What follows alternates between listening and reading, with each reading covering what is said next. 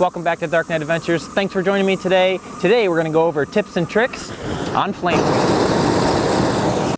If you like what we have to offer here on Dark Knight Adventures, reach on over there and hit that subscribe button. Smash that like button if you like these videos. Leave some comments below and let me know what you'd like to see next. Alright, you can see my flower bed has just gotten carried away with weeds. It's been raining nonstop for like the last 3 weeks. Haven't been able to really get out here lately. And with all that rain and the heat, the weeds have just gone insane. So we keep bees, and that means that we don't like to use chemicals around here. That's pesticides or herbicides because, quite frankly, they're just not good for the bees or us. So we try to eliminate them as much as possible, but the weeds just go crazy. So I've switched to the alternative, and that's flame weeding. All right, this is my Red Dragon. I love this thing. It puts out 400,000 BTUs of heat, which is just truly insane.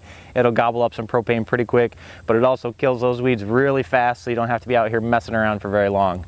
So we're gonna go through some tips and tricks that I've learned along the way. Some of them I've learned the hard way. Some of them I just had to figure out really just to be able to use it. But I tell you what, once you go out and get one of these things, you're gonna fall in love with it. You're gonna wish you had had it forever. It just comes in handy all the time. So the first thing we're going to cover is how do you get it started? And you think that would probably be pretty easy, but actually there's a trick to it, and it's because there's a safety valve on your propane tank. Now you think this would be pretty easy. Turn on your propane tank, give it a spark, and you're good to go.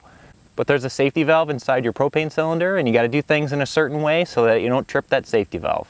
So this is going to seem really simple, but until you learn it, you're just going to be really frustrated. All right, so what you have to do is turn the tank on extremely slowly so that you just start to eke out some pressure out of the tank so that it doesn't trip the safety valve, and then you can open it up all the way. So you start off real slow. And then once the line is pressurized, then you can open it up all the way, and that safety valve won't be tripped. Now that's not the only time the safety valve gets tripped, so now you need to go on to step 2. So your flame weeder is also going to have a valve here on the handle. This will also trip your safety valve, so you need to turn this on extremely slowly as well. So you're just going to crack that ever so slightly, just until you hear that hiss. And you want to leave it there, and that's when you want to spark it. All right, so now we're going to take our sparker, we're going to spark, and now our flame weeder is safely started.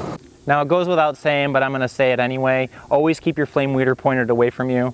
Especially when you go to start it, you don't need to singe off your eyebrows, or worse, end up in the burn unit. So what I've noticed when I'm using my flame weeder is that if I hold it back here on the handle where the burst valve is, my arm gets worn out really quickly, and it makes it that much more difficult to do my flame weeding. So generally what I do is actually just turn up my control valve a little higher than I normally would. I hold it a little lower, and then I just sweep back and forth that way. This eliminates all the issues of wearing out your arm because all that weight's so far away. All right, let's get into some flame weeding. Now listen, this doesn't need to be like that scene from the Terminator.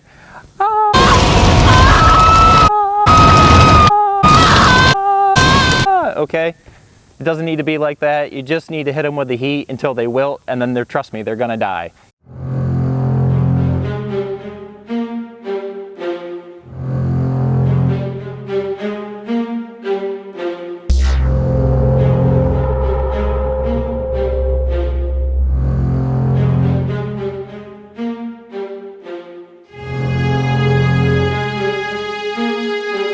All right, you're probably thinking, when's the best time to flame weed? I like to do it right after a heavy soaking rain. That way there's less chance of burning everything down and starting a wildfire. The last thing you want to do is endanger yourself, your neighbors, burn your house down, lose everything, and especially, you don't want to be on the news. So wait until there's been a good soaking rain, and then man, get out there after it. Have a good time, but be safe. Again, you don't want to burn your house down.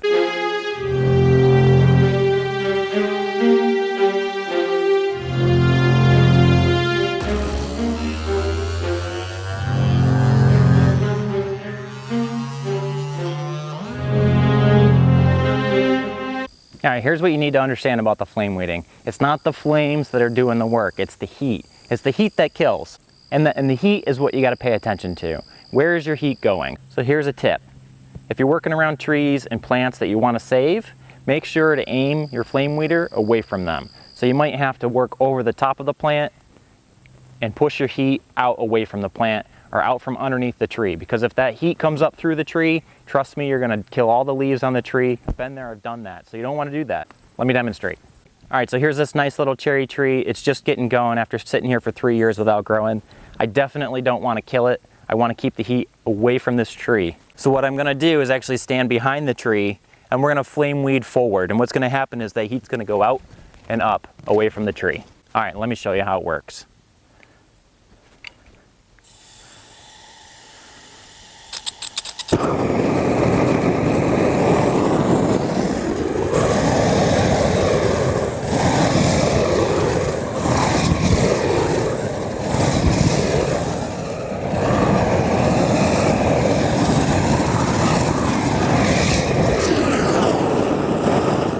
All right, Sutton, so you're saying, well, how do I know where my heat's going? Well, you got 2 ways to tell. One, heat naturally rises, so that's pretty simple. The other way, just look at the leaves. They're gonna tell you if there's an issue. So if you see these leaves shaking while you're flame weeding, that's gonna tell you that that heat's going straight up that tree and you're gonna have a problem. You're most likely gonna kill your tree, and that certainly isn't what you're out here trying to do. All right, so you're probably wondering, hey, is there anything else I can use that for? Yes, there is. So in the wintertime around here, it gets really icy. Not a lot of snow, but we definitely get a lot of ice. This works great for melting off your front steps. Ours are brick, so I don't have to worry about catching them on fire. We can also melt off the walkway. The salt works sometimes and sometimes it doesn't, but over time what that salt definitely will do, it'll break down your bricks and your concrete walkway, and then you're gonna have costly repairs. So like I said at the beginning, I love my Red Dragon. It works great. You're probably wondering, hey, how much propane does that thing use? Well, I can tell you, it uses a lot. So in about an hour, I'll go through a whole 20-pound cylinder, which seems a bit crazy, but I can get that filled up at Costco for, you know, $7 or $8. And I can flame weed my whole yard that way, and I don't need to do it very often. So to me, you know, that's a great alternative. I'm not some sort of super tree hugger here. I'm really just trying to eliminate chemicals from my life. Hopefully that makes things a little bit better for myself, maybe for the environment too, who knows. But anytime I can eliminate these nasty chemicals, I think we're doing a good thing. All right, that's flame weeding. I'm Sutton. Thanks for joining me today. Hit the subscribe button, smash that like button, leave some comments below, and as always, keep life an adventure.